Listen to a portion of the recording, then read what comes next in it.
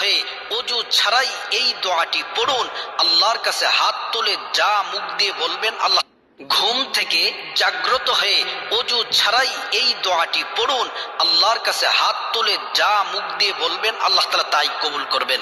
আল্লাহর কসম করে বলছি, প্রিয় নবীর পবিত্র জবানে বলছেন, ঘুম থেকে জাগ্রত হওয়ার সাথে সাথে ওযু লাগবে না, এই দোয়াটি পড়ে আল্লাহর কাছে যদি আপনি সম্পদ চান সম্পদ দিবে, আল্লাহ তাআলার কাছে যদি সম্মান চান ক্ষমতা চান সব দিবে। যা বলবেন আল্লাহ তাআলা তাই কবুল করবেন। দোয়াটি আমি বলছি, দোয়াটি হলো লা ইলাহা ইল্লাল্লাহু ওয়াহদাহু লা শারীকা লাহু লাহুল মুলকু ওয়া লাহুল হামদ ওয়া হুয়া আলা কুল্লি শাইইন কাদির সুবহানাল্লাহি ওয়াল হামদুলিল্লাহি ওয়া লা ইলাহা ইল্লাল্লাহু আল্লাহু আকবার ওয়া লা হাওলা ওয়া লা কুওয়াতা ইল্লা বিল্লাহিল আলিয়্যিল আযীম রব্বিগফিরলি।